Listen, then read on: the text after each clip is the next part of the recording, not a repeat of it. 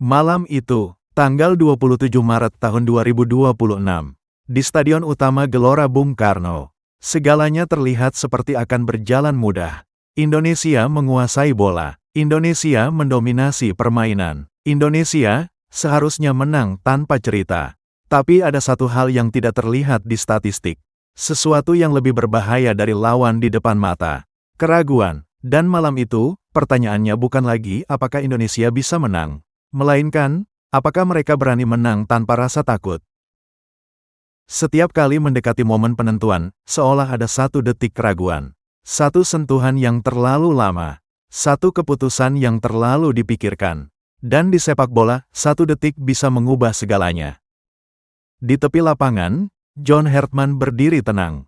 Ia bukan hanya melatih untuk menyerang. Ia membangun cara berpikir, struktur, ritme, transisi cepat, kesadaran posisi. Tim ini belajar, dan mereka berkembang. Namun malam itu, mereka terlihat terlalu benar.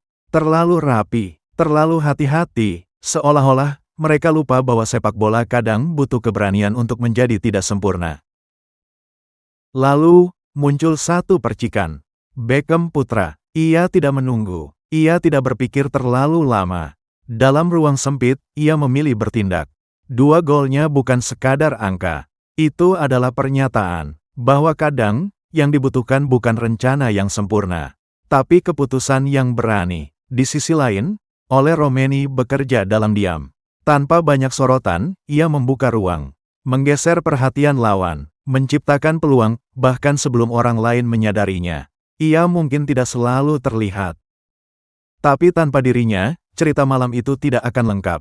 Kemudian datang energi yang berbeda. Ia bermain tanpa beban, tanpa takut salah, berani menggiring, berani menantang, berani mencoba. Dan untuk beberapa saat, permainan Indonesia terasa hidup kembali. Lebih spontan, lebih jujur. Donitri Pamungkas. Ia bermain tanpa beban, tanpa takut salah, berani menggiring, berani menantang, berani mencoba. Dan untuk beberapa saat, permainan Indonesia terasa hidup kembali. Lebih spontan, lebih jujur. Saat pertandingan mendekati akhir, Mauro Zelstra menutup semuanya. Gol keempat, sebuah titik tegas di akhir kalimat panjang. Di belakang, Maarten Paes berdiri tenang. Jarang tersorot, tapi selalu siap. Satu penyelamatan, satu keputusan penting, cukup untuk menjaga semuanya tetap terkendali. Dan di lini belakang, Elkan Bagnot menjadi tembok.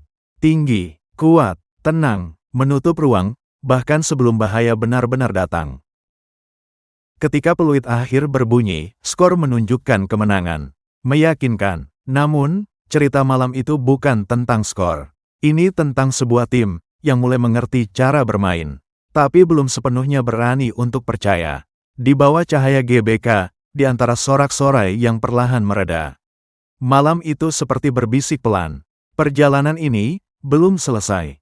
Dan mungkin, justru karena belum selesai, itulah alasan kenapa semuanya terasa layak untuk diperjuangkan.